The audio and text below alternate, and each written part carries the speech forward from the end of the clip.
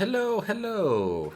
Welcome, everybody, to Scientology Chat episode 14, right? Yep. 14? Okay. Anyway, if you if anybody happens to hear some blinds moving in the background, that's because I'm trying to keep my eye on a raccoon that I'm trying to get my cat to look at. Anyway, what is this episode of? Oh yeah, we got a freaking e-meter, and I used it. Yep. It's finally here. So thank you to the person who sent that to us from Canada. Yeah, no shit. Thank you. That Yeah. is so cool. Everything was in there, all the pieces we needed. It even had the instruction manual inside, so I was able to get it all set up. And I definitely see the appeal of the newer one because there's a lot of steps that go into setting up and calibrating this version of the e-meter that you don't have to do with the new one. Well, you you didn't only use it on me, but you used it on my mother, and apparently she is a master of fucking whatever you do to keep the needle wherever the fuck it needs to be. Yeah, she's definitely very calm. The needle did not move very often. Um, yeah, Oh, except for when I brought up that Subway didn't have onions. yeah. Apparently that did it. That was the thing that really got it going. Um, I have two books coming, so by next week's episodes, we're gonna talk a little bit more about the meter because we're gonna talk about the meter drills. Um, we're going to talk mostly today about what the e-meter is and what it actually detects. Yes, But I would like to know what it actually detects. because well, before we talk about that, there was one more thing to wrap up our topic that we've talked about the last two episodes, where last week we talked about overts and write-ups. So I wanted to clarify that just to kind of wrap this up because it's kind of been we've been talking about it over three episodes. So there are other kinds of reports called staff member reports, the ethics committee reports, also known as there's also called chits, CHITS. Wait, no, hold on. Uh huh. That's that's from like a show or something. I remember them using that instead of shit Oh, well, a lot. I can't. I'm not sure, Oh, all but right, never yeah. mind. Um, the so what we talked about before with overts and things like that, those are write-ups that public Scientologists do. So I wanted the reason that we talked about that in particular is because a lot of the former Scientologists in their interviews say that everybody is snitching on everybody. And so I wanted to explain more about specifically what overts and withholds are and the write-ups associated with them. Just in case you missed it, you can read more specifics about that in the Intro to Scientology Ethics and the Scientology Handbook. Um, but I wanted to clarify that there's also a kind of write up for staff members and for the ethics committee, and those are different. So I won't go into too much detail because I was never on staff or in the Sea Org, but those kinds of write ups are more about very specific things like the misuse of materials or stealing from the org or different things like that. Even things like the law, like a found item, is considered a staff member report. So those kinds of things are different from overt write ups. Um, so if you were listening to that and you were, especially if you're a former Scientologist, because I know some of you used to be in an org or on staff. We even have some people who, one of the people who emailed me, who used to be in like the highest echelons of the Sea Org. So their reports are different. Um, it's not just everybody, going ham on everybody. So if there is misuse or like inappropriate reporting going on that aspect, that is not everybody snitching on everybody. Those reports are different. I can't speak too much about them, but at some point, I hope that this person that I've been communicating with, who used to be in the upper echelons of the Sea Org, will Ooh. be coming on the show. and I'll get their perspective on those kind of reports. I try to my best to avoid talking on this show about things that I don't personally know about. Um, like I can't talk to you about the Sea Org. I can tell you what it is, and I can tell you my interactions with those members, but I'm not here gonna sit here and tell you about like the life of a Sea Org member or the Well, pay of a Sea Org that member. and like the people that work in like Narcanon and stuff. Yeah, that's well, and Narcanon is a little bit different because most of the employees of Narcanon are not members of the church. Oh. So that like the person who's going to be coming on, the mental health professional, he was a longtime employee of Narcanon and was never a Scientologist. So I can't Hmm. wait to get more info on that. Um, Yeah, that's interesting. yeah, that's gonna. I can't. I hope that that's soon. Basically, we're just waiting to hear back on a time that works best for them. When I first was talking to them, they had just lost two of their employees, so I know that that's the reason that they haven't come on yet, is they're still trying to replace the people that they This lost. motherfucker runs a company? Runs the rehab facility that I did Oh. my evaluation with. Okay. Damn. Yep. Um, the there was something else related to that too. Well, I didn't Yeah. mean to interrupt. No, that's. Oh, that was what it was. Okay. Just to finish up that conversation that we were talking about ethics write-ups. So that is also in the same Intro to Scientology ethics book. That book, if you, I mean, whether you read it or find it online or get it from Amazon or whatever, that basically contains the actual policies and internal information about things like potential trouble sources, the actual definition of suppressive persons and suppressive acts, and things of that nature. Um, so, just by nature of me doing this podcast, this is one of the reasons that made me apprehensive about doing it in the first place.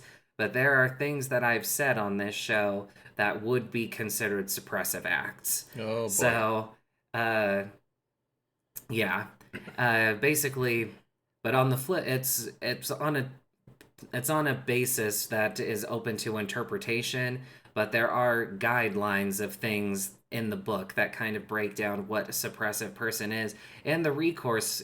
Even a suppressive person, if you're declared a suppressive person, you can file a an appeal or even request to join the church again, and they will tell you what you have to do in order to get back in. Okay, so a suppressive person is not necessarily somebody inside the church. Is it most of the time somebody outside of the Uh, church or somebody that used to be in the church and is now out of it? it depends on what it can be. Anybody. I'm pretty sure at one point in time the entire IRS was considered to be suppressive people. Well, I would consider them that now. Yeah. Um, because yeah, it can basically anybody who is going out of their way to do what they consider harm to the Church of Scientology would be considered a suppressive person. But the interpretation of what that means can vary. Like, well, what we talked about last week on last week's show, where I said that I might have to form a legal church in the state of Utah to be able to teach courses at the jail. Technically, that is, and in quotes, forming a splinter group.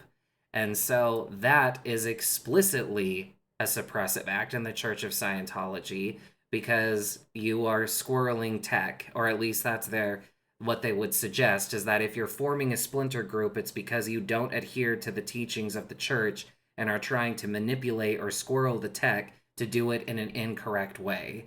And so, because I don't do that, as everybody knows, and even to the annoyance of some of the independent Scientologists I communicate with, Whoa. I still follow the rules of the church. Um, and I still use their versions of materials. There are a lot of groups of independent Scientology like don't use the current versions of Dianetics or self-analysis or handbook for pre-clears. They don't use those because they feel like the materials have been changed. Not all of them, but that is you see that a lot. So you'll see like if they use a version of Dianetics, you'll probably see that it's the version from the 80s, not the current one. I use the current one. I use the current church's extension courses. The courses that I did were all of the current church courses, and their version of the tech. So where on one side I would be committing a suppressive act by forming a splinter group, but on the other side I still strictly follow their rules, so I'm not squirreling the tech. So In said church, did we talk about me becoming a minister or something? well, I just don't want any yeah, responsibilities. I still have to figure out what legal paperwork goes into that. Because I put everything together and filed the trademark for the logo and the symbol and the name and everything. Oh, that's That was only like $90, but before I can even file the next step in the paperwork, I have to protect that just because it's in the United States, it would be legal to say, like, for instance, if because I formed this group, somebody in the actual Church of Scientology wanted to come after me for that, the church, could go and trademark my name and my logo and then sue me for using it, even though I created it and was using it first. well. That's legal in America somehow. Also, there's the ATF and FBI, and Yeah. you know. On the plus side, that part doesn't make me as nervous because the Church of Scientology doesn't like the US government Well, almost as much as you do. no, I. Okay, what? Hold on. Whoop, Oh, whoop. hold on there, brother. Oh my gosh. Well, that's government, brother. Yeah. Fuck. Well, no, now that you went with the Hulk Hogan shit, I don't remember what I was gonna say. Damn it. Yeah. I swear it had substance.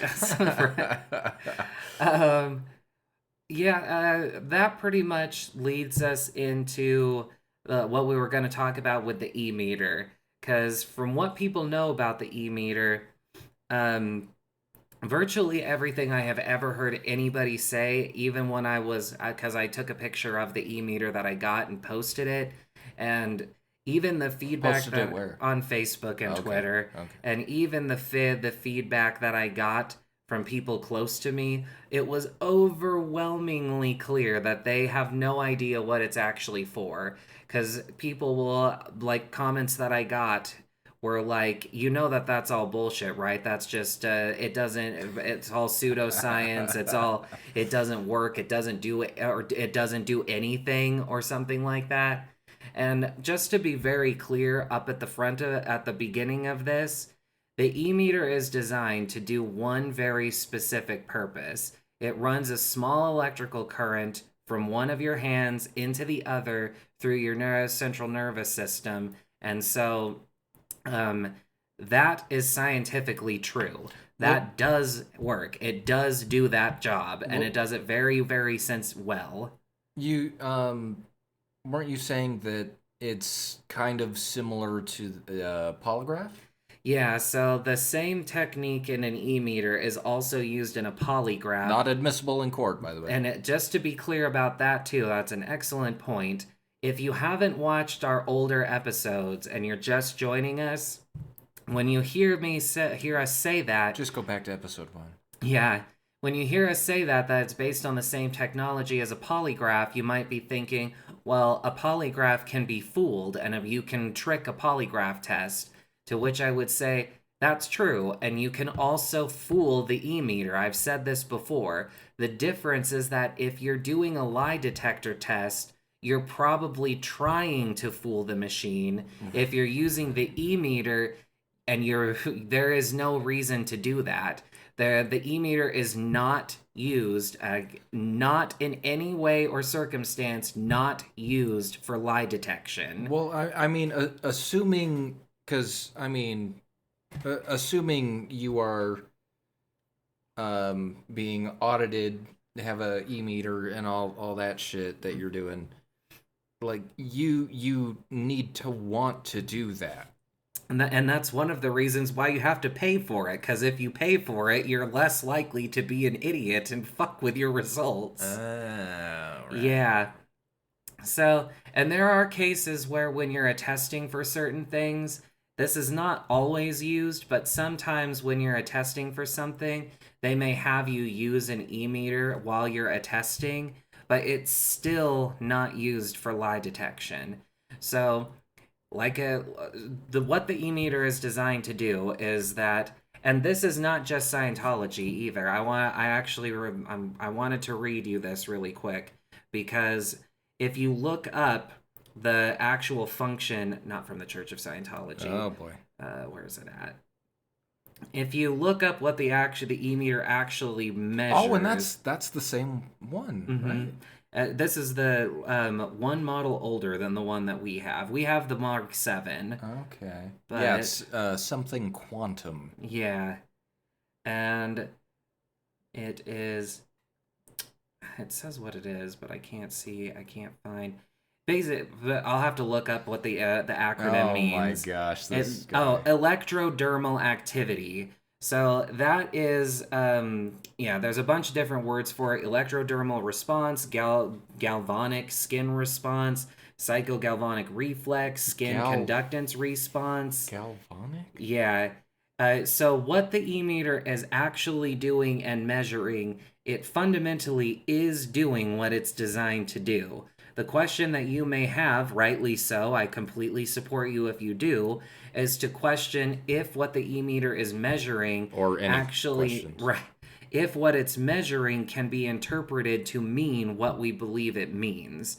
And it's not just the Church of Scientology who who uses it in this way. This is the part that I wanted to read to you here, because the that same technique that's used is not just used by Scientology, it's used by people who are not Scientologists, psychoanalysts, universities, not the e-meter itself, but their own versions of it. It's used here, and I quote, um, it's used to measure skin variance in the state of sweat glands in the skin by conducting electricity through the sweat glands and going through your central nervous system, which is where the cerebral cortex of the brain affects the current directly. The phenomenon is not completely understood, and further research needs to be performed, but it is used to measure emotional response. And so that was what that is like the actual fundamental use right here. EDA meters are used in both therapist patient and biofeedback settings outside the Church of Scientology. EDA is one of the factors recorded by polygraphs, and EDA meters are often used in human studies to gauge psychological responses. So the fundamental thing that the e meter does is not is genuine. It is scientifically legitimate. It is designed to do that purpose, and it does the purpose.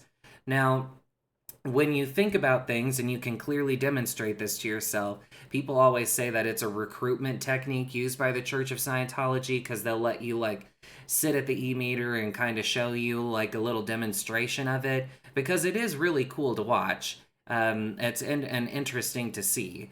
But when you're being audited, you're going through a recall exercise, and as you're going, and this is for Dianetic auditing. That is the only auditing I do. I am not a Scientology auditor. I cannot audit somebody past clear.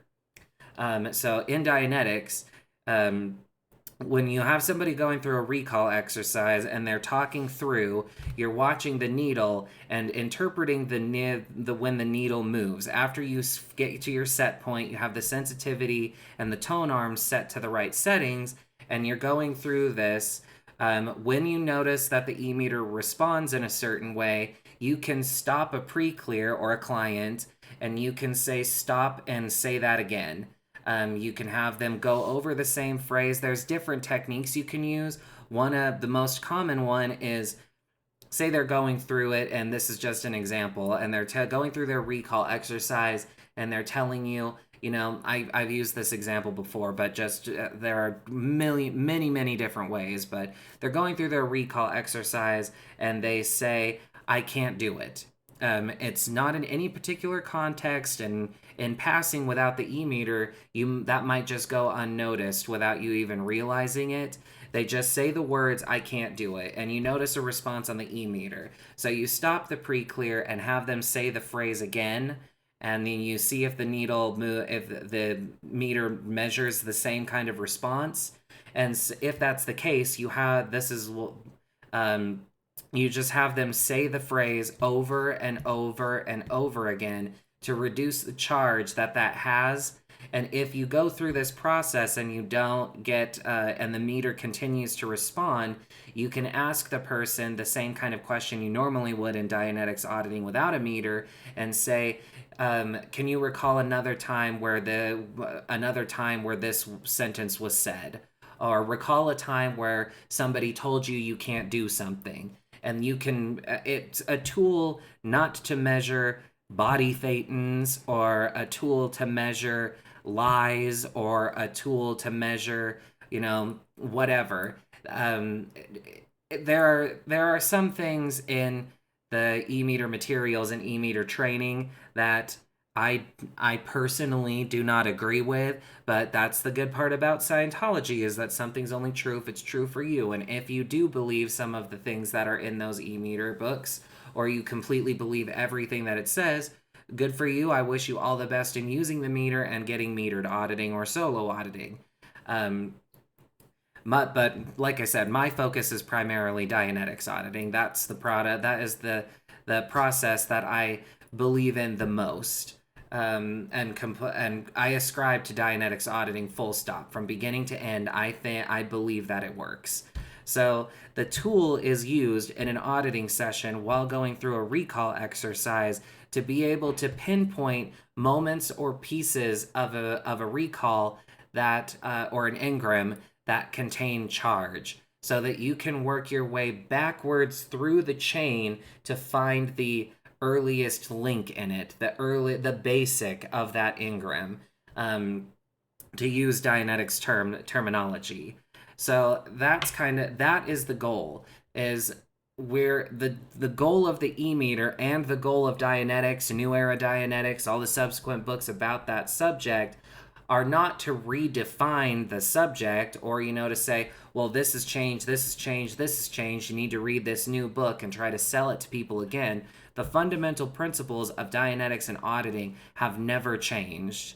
The goal of the future books is techniques and tools to be able to help somebody get to a release or get to clear faster. And that is what the e-meter does. That's its main purpose. So as you get into those levels, and you get up to, past clear, I can't tell you, go into detail about that kind of thing, because I have never audited somebody who was, already clear or was an OT. Maybe one day I would love that opportunity, but I can't speak to that on the kinds of techniques that they use, but that's kind of the gist of it. I personally believe in the idea of reincarnation as taught by Scientology. I think that makes the most sense. I believe that there has to be some sort of energy that translates into life, because as we discussed before, the body can live on, but the person is gone. That has fundamentally shaped my belief that what makes life something has to be something. And while I can't tell you what that is, or I can't prove it yet, that is just what I believe from what I have been able to see and been able to replicate. So, oh gosh.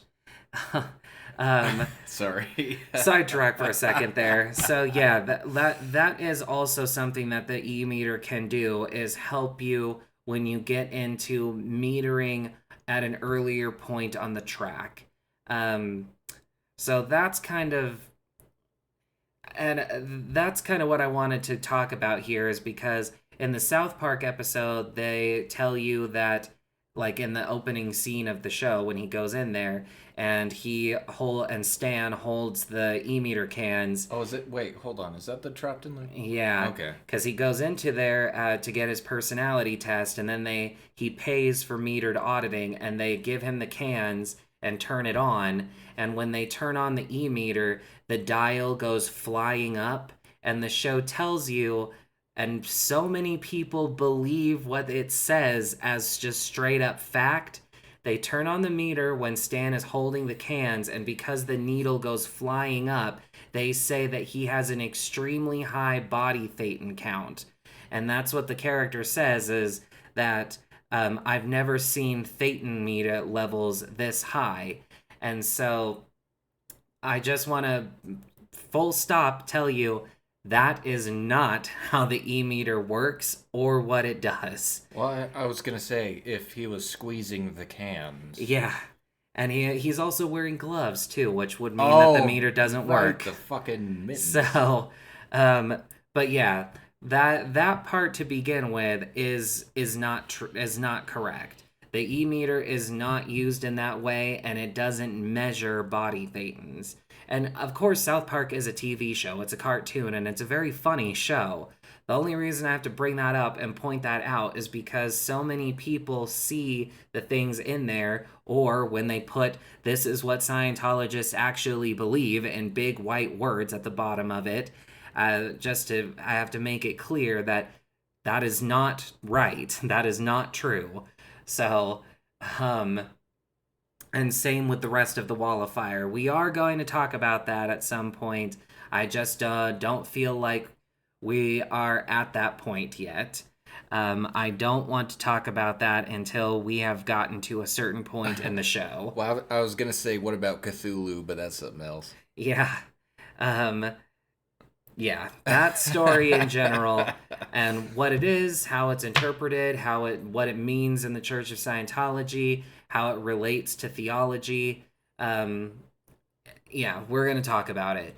But to keep going with that, that's what they say. And they also interpret the bridge, because they tell the characters, the Scientologists in the show, are talking to each other about Stan's super high body thetan count, and they say to each other, how could a 10-year-old boy from a podunk town in Colorado register thetan levels this high? I'm OT7 and I've never even measured that high. Even if you were to ascribe to the theology of the Wall of Fire and believe it would be the exact opposite of that.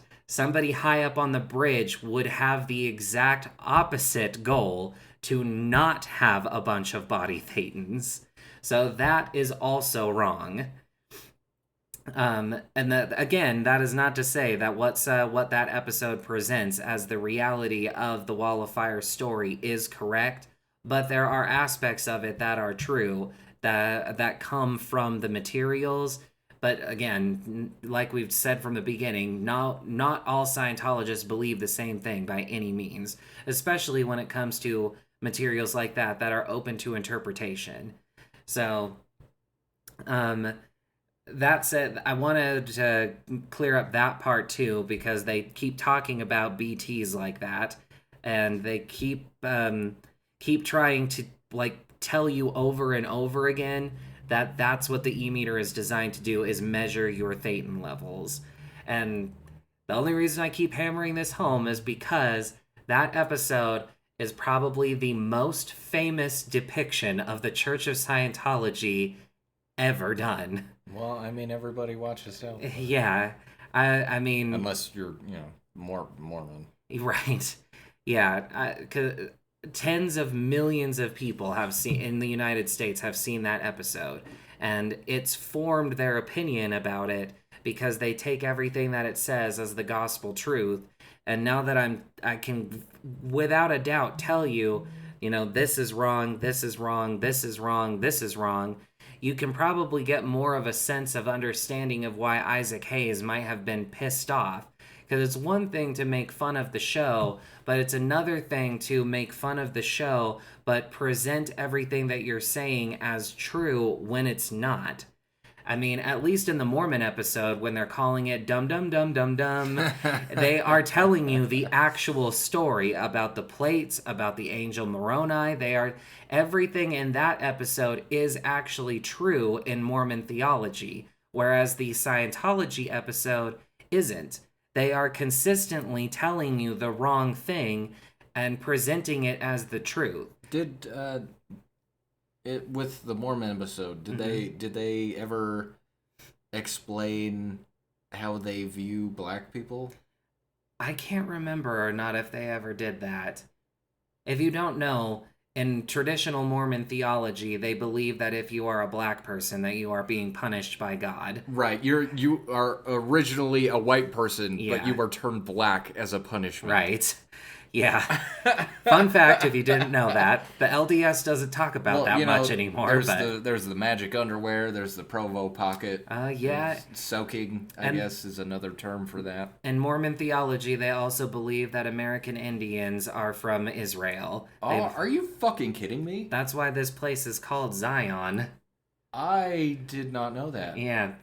I mean, I know Zion, the park. Yeah, everything in Utah is the new Zion. Oh, so that's why in Fallout it's New Jerusalem. Yeah, this is supposed to be Son of a bitch. If you don't know very much about Goddamn Utah, Mormons. when Brigham Young first got to Utah and he saw the Great Salt Lake Valley, he said, "This is the place." It's like probably the most famous quote about Salt Lake City. But He also murdered Jeff Bridger.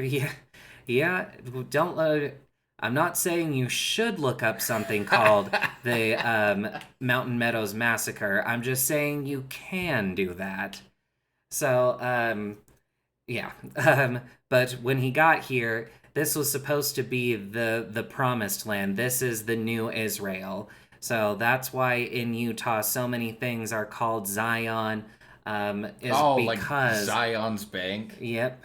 Is that Israel is the old Zion, this is the new one. Okay, if anybody listening calls Zion National Park Zion's with an S at the end, stop that. That's the bank. It's Zion's Bank. And I give so much shit to my fucking mother. Because she just will not stop the S. Yeah. And I say this because I care, and I don't want you to sound stupid. There are other examples of that. I am not a Utah native, and I will tell you that when you get here, God have mercy on your soul if you call Tooele the wrong name. Well, that's like Tremonton? Oh, yeah. I've lived here all my life. I don't even know how to fucking say it. They say it like 5 different fucking ways. Right. Yep. The town is spelled like Thule, but it's pronounced Tooele. And Hurricane. I was gonna say, the town that is famous for the video game Five Nights at Freddy's, it looks like it's Hurricane, but God help you if you call it that in Utah. Yeah, it's... Oh, God. That is not how it is pronounced here. So... Enough about Mormonism. Yeah, right podcast, wrong religion. But yeah, the gist of that is that with that episode, the difference, because so many people gave Isaac Hayes shit about that, because they're like, oh, so it's okay to make fun of all these other religions, but once it's your own, you get all pissed off about it. And while I do think quitting the show was sort of a puss move, personally, I personally do not think that the Church of Scientology forced him to quit. I don't believe that. But I do see why he and the church would have been pissed, and it's because, like I said, when they talk about the LDS and they do the Mormon episode and they tell that story, they are telling it accurately. They did the research and got the information, and they told the story accurately. But in the Trapped in the Closet episode, it's not. It's not presented accurately. They don't tell you the real what the things are actually for, and they mislead you into thinking that it's true because, like I said, they put in big, white, bold words that take up 1/4 of the screen. Oh, This right. is what Scientologists actually believe, Yep. and it's not. Well, So, that and also Scientology is, I mean, don't get me wrong, Mormonism, me living in Utah all of my life, knowing a lot of these people, um, I don't think that Mormons, I mean, they have a lot of shit get thrown at them. yeah, That's for sure. But Scientology, I believe, would be 5, 6, 7 times higher than that just because of all the crazy stuff that has been said about it. yeah, and that's a great point because that kind of leads to what I was gonna say is that Trey and Matt, the creators of South Park, said that they did the Mormon episode because when they were growing up, they grew up with Mormons Well, and they talked to Mormons while making that show. Yeah. uh, well, Matt and Trey, I believe, also went to Columbine. Oh, that's right. I think that I do remember something about that. Yeah. Okay. Yeah. To go, that's what I was thinking is so like the research that they did into the Mormonism episode when they were doing the Scientology episode, the voice actor of one of their most famous characters was a Scientologist. Was it But Chef? yeah, but What? that's who we're talking about. Isaac Hayes, the voice actor of Chef, was a Holy shit. Scientologist, Okay, and well, I went to the bathroom a little bit ago, so yeah, I missed some of this. so Holy and he shit. quit the show because of the trapped in the closet episode, and that's what I mean is Wait, they did all this research on the Mormonism episode, but one of their closest friends and one of their biggest actors in the show is a Scientologist, and they couldn't ask him some of this stuff. He was high enough up on the bridge that he could have told them that the E-meter does not measure body thetans. It's not so it's in Scientology, it's typically not socially acceptable to just walk into a church and start asking about OT materials. But if they asked it in a polite way and said, "We are going to do this episode," he could have at least given them more info, but they did not do that. So that also is one of the reasons that I understand why he would have felt so pissed and betrayed is they could have done that, but they didn't. And they could have done more research. It was available on the internet even back then to find out things like what I've just told you, but they didn't. I still think the episode is very funny. The R. Kelly bit where he says, "And I pulled out my gun," I love that. I love that bit. Um, but as entertainment, it's funny, but the line between entertainment gets blurred when you are presenting your jokes and what you're saying as being the truth when it's not. Especially about something like Scientology, where most people don't know a lot about it, and so they're going to believe everything that you say, hence the entire existence of this podcast. So, yeah, that's kind of like walking along this path of what we were talking about today. Yeah, I wanted to cover all of that and kind of break down some of the the things that are wrong about e-meters, what people believe about them, what it actually does, the question of does it work or is it just does it do anything at all kind of thing, or is it a magic trick or a parlor trick to get people in the doors or something? And I feel like I can say with 100% conclusivity, and you would be able to say the same if you look into it, that fundamentally the e-meter does what it says it does. Now the question, like I said, that you can rightly ask yourself is what it measures and how it works.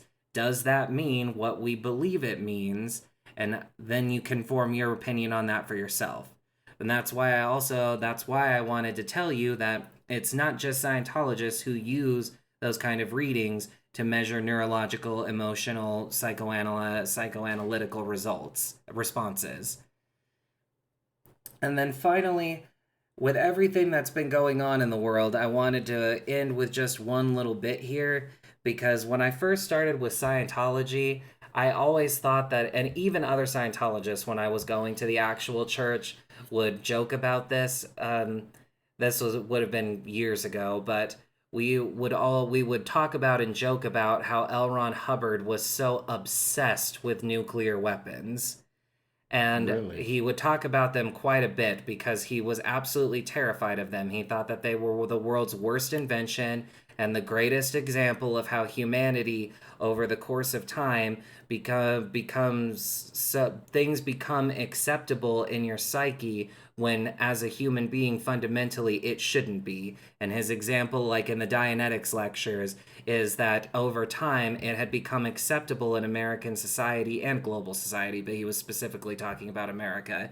It had become fundamentally accepted and okay in people's minds that you could, with the push of a button, launch a missile and kill 10 million Russians. And that's just something that you could be okay with Well, when the fundamental concept of that should bother you to your core. that's also without any public hearing. That's without the American Right. people's consent. That's with the psychopathic fucking people that run this goddamn country. Right. And there are so many things that like he talks about the dangers of radiation. There is an entire movie in the Church of Scientology that is all about the atom bomb and radiation. Okay. And Well, so okay. So I'm pretty sure I probably said this on a previous episode, but now that we're bringing up nukes and I can talk about these all fucking day, there is a movie called Threads oh that yes. was made in the 80s that is and should still be, or was and should still be, free on YouTube.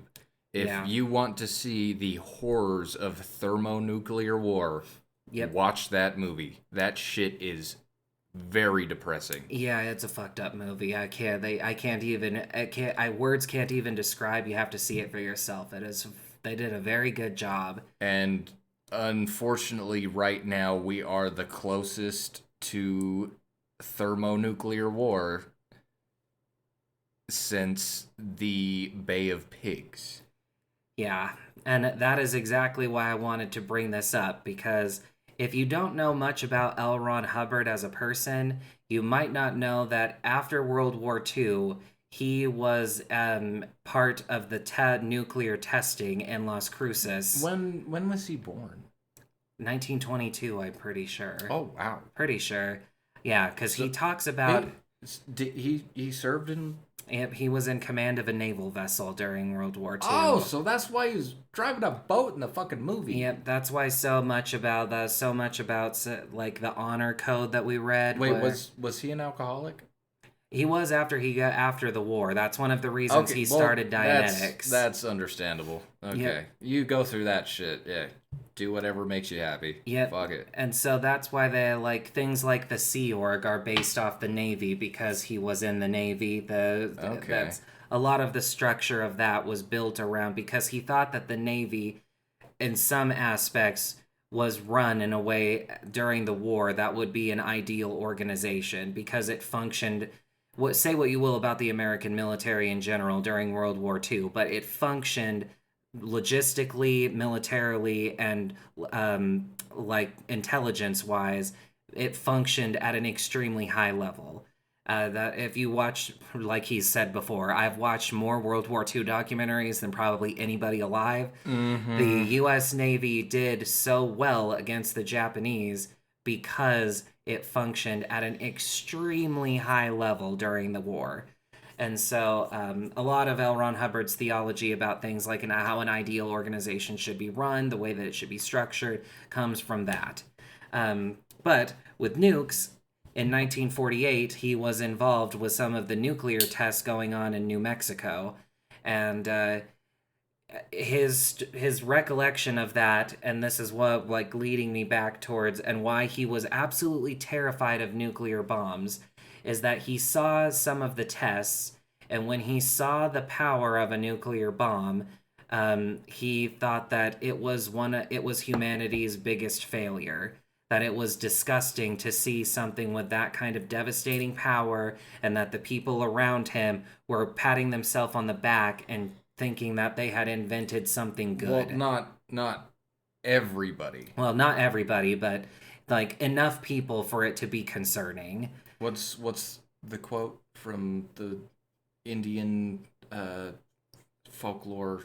I Uh, have become death, the oh, destroyer right, of worlds. right. Yep. Fun fact: Oppenheimer did not. That is not his original quote. Oh, is it not? It's always ascribed to him, but I'm pretty sure that, like Okay. you said, that is from one of the Native American chiefs. Well, no, I don't mean Indian as in native. I Well, mean Indian. I mean, though, no, It's the geisha. No, geisha. No, I don't know if that's the right word. It's the yeah, bitch with like 6 arms. Vishnu. Yeah, we were talking about them the other night. Okay, Yeah. all right. Yep. And so maybe I don't know the exact, or I thought that it was Raging Bull or one of those famous chiefs who said that first, but I could be wrong. I just Chief sit and squat. yeah. Yeah. Um but anyway, that is so the reason that I wanted to talk about this is that when I started with the church, we made so many jokes about that because we were like, why? Because he talks about them so much, and I always thought that it was odd. And now that we're getting to the point where nuclear weapons, like Russia is running nuclear, like They're actual running nuclear drills, drills. and have threatened many times, are threatening that if NATO troops go into Ukraine, that nuclear weapons Well, could be used. and to be frank, NATO troops are in Ukraine. Right. And so when we talk about that, now that we're getting to that same point, I have a much deeper understanding of why he talked about it so much, because I used to think that he was just using it as like as a topic, as an example of things that people would understand to be worried about or afraid of. Well, But if our leaders weren't fucking yeah, psychopaths, fucking warmongers to the highest extent, they are the yeah, most despicable people on the planet. I definitely now understand why he was so afraid of nuclear weapons and so anti nuclear weapons. Um, Well, especially because the thing is, if any anything big goes on, because the government, the Pentagon, they've said we are going to war with China, and Xi Jinping told Biden to his goddamn face that he is going to take Taiwan. yeah, the The world is going to end. It's a matter of when. yeah, Because the US has a preemptive military doctrine that is nuclear, and that will end the world. Once that first nuke goes off, all of them will go off. yeah, that is America's nuclear policy. If you didn't know that, Which I is also Russia's, I believe. yeah. So that was kind of, I wanted to talk about that because that wraps into so much about Scientology's origins. And if you are a Scientologist, were a Scientologist, whatever, you probably know what I'm talking about of how much L. Ron Hubbard talked about them. And I feel like this is a an appropriate time to reflect on those because it's interesting. It's interesting to me now to be so concerned about nuclear weapons that it all makes more sense to me why he was so why he talked about them so much when he did, especially in the beginning. Well, that and right after World War II, it was straight into the Cold War. Yep. And he talks about that a lot too. So, And it's not like the Russians have the biggest fucking nuke on the planet. They have the biggest explosives on the planet. yeah. So, That pretty much, yeah. Oh, and I was gonna say, if you want to look that up, just look. I mean, go to Scientology's website and go to their videos, the additional resources page, and you'll see there are more than one about radiation, nuclear weapons, things like that, as well as mentioned many times in the lectures and in materials like Clear Body, Clear Mind talks about radiation. Dianetics in the lectures, like I said, he talks about nuclear bombs and makes many comparisons to things like the discovery of the atom bomb in his materials, as being like the pinnacle of science at that time. Well, So, we didn't have AI back then. yeah. So, that pretty much brings us to the end of this episode. Was there anything else that you wanted to say? Yeah, if anybody is flying anywhere at any point, just try to make sure it's not a Boeing, Yeah. because America's airlines at this point are like back in the Soviet Union when there was only one or two companies Yeah. building planes and shit was fucking up. That's just like how the US would make fun of the Soviet Union about how old their leaders are. And now we have more senile people in Congress and in the presidency than I can fucking count on my fingers. It's insane. Yeah. The US is run by psychopaths. Also, world peace. Read stuff, question everything, do your own research. Somebody died from a 600-foot mid-flight drop on Tuesday. This last Tuesday. Was today's date? Today's the Oh, 23rd. 23rd. So before the 23rd. And other passengers were left with serious injuries. So, yeah. Watch out for just don't fly. That's my Yeah. recommendation. All right, perfect. Yeah, so thank you guys for listening. We appreciate your time. We'll be back next Thursday. We're going to talk about meter drills and go over that in more detail. Oh boy. If you have any questions, you can email us at scientologychat, all one word, at gmail.com. If it doesn't have to do with Scientology, I can answer those. Yeah. Um, and then last but not least, Have a good day, and yeah. hope that the world leaders don't feel like they have tiny wieners and need to, flex a muscle and launch a fucking nuke. Yep. So whether you're a Scientologist or not, we can still, with however much time we have, we can try our best with with the abilities we have to make the world a better, saner place. So have a good rest of your day. We will be back next Thursday. Bye.